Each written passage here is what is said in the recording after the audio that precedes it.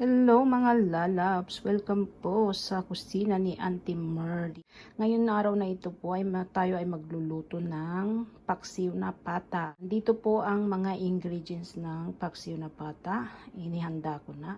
Hiniwa ko na. Ayan. Ito po ang pata. Ayan. Pata ng baboy na nahiwa na. Ayan. 1 kilo yan. Tapos ang puso ng saging.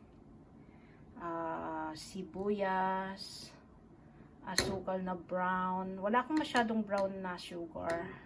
Pula pala na sugar. Kaya yan na lang muna. Tapos yung dahon ng laurel at saka buong paminta. Then, bawang. Tapos gagamit din tayo dito ng toyo, soy sauce at saka suka. Ayan.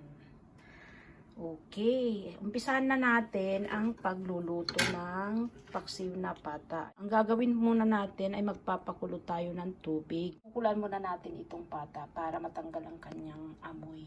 Okay, wait lang po. Ayan ang tubig natin. Hintayin natin kumulo. Ayan, kumukulo na yung tubig. Ihulog na natin yung pata.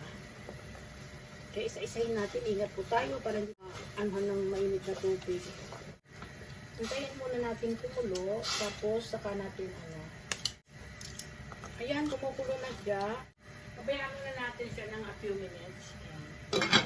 A few moments later. Ayan, check natin. Hindi natin to kailangan palambutin dito. Tanggalin lang natin yung bula na yan. Kasi mabaho yan. Parang kumbaga sa isda yan yung malansa. Pag natanggal yan, wala yung amoy niya. Ayan, I think pwede na yan. Tanggalin muna natin. Igisa na natin yung bawang at sibuyas. Gagamitin natin ngayon pressure cooker ito para lumambot. Okay, lagyan natin ng konting oil. Pag mainit na yung oil, ilagay na natin ang bawang. Parang may tubig yun.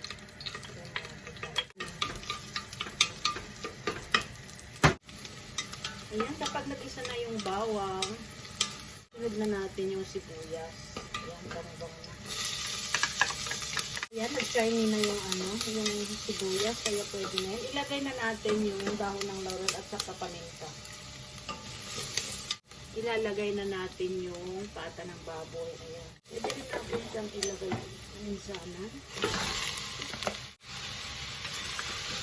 Kailangan natin haluin lagi kasi para hindi siya dumikit. Okay na. Ilalagay na tayo dito ng toyo. Ang toyo.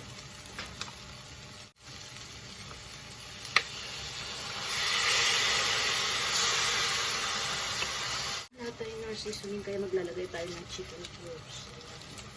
Okay. Pakuluan lang natin. Kulang yung toyo. Lagyan mo natin ng konti. Mamaya i-check natin kung tama na yung lasa niya. Hindi naman tayo magdagdag mamaya kung matabangka siya. Lalagay na tayo ng tubig. Pressure cooker ito. So, sasara na natin. Mga siguro to. 10 minutes lang. Malambot na to.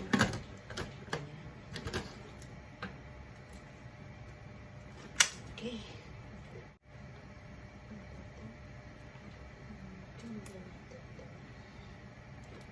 Okay, nakalak na yan. Kapag kumulo na siya, tumunog na siya, hihinaan natin yung apoy, tapos bibilangan na natin yung 10 minutes.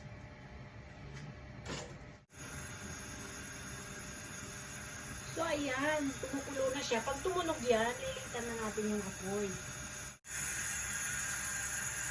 Ayan, ginawa kong 20 minutes kaya na ngayon i-off na natin. Ayan, i-off na muna natin. Wait tayo ng konting oras dito kasi hindi pwedeng buksan ito agad kasi puputok. Antayin natin ng ilang minuto yan. Okay. Okay, ayan, okay na. Bubuksan na natin. Check natin kung malambot na siya.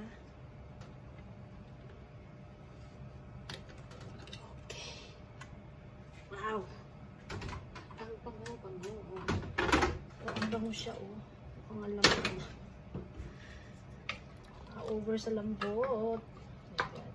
Over ko na siya. Okay, lagay na natin ito. Okay. Okay. Tapos pakuluan ulit natin. Tapos lagay na natin yung asukal.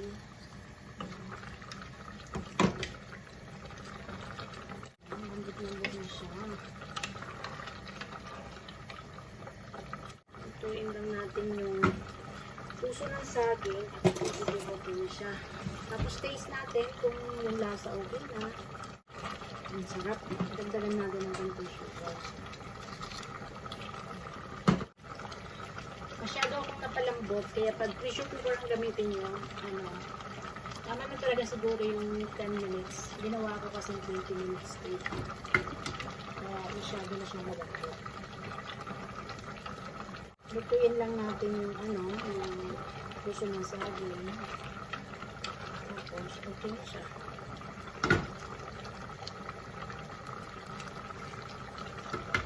Ito na, suka natin. Okay.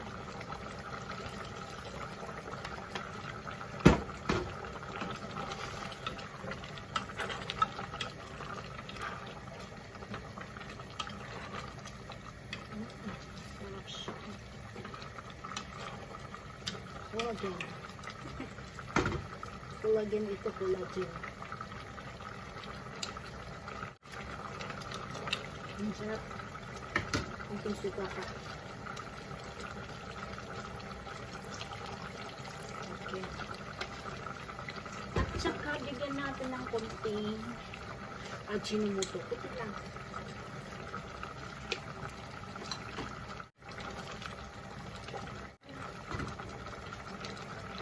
Kunting-kunting oras na lang, okay na yun.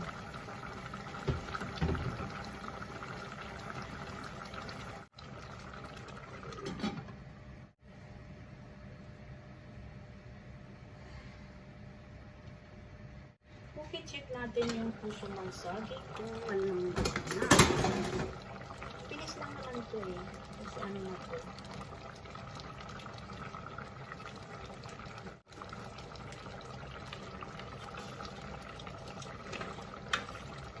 Ang sarap. Ang sarap. Hindi pa. Hindi pa yung puso ng saging. I think it's okay na yan. Yeah, okay na, okay na. So,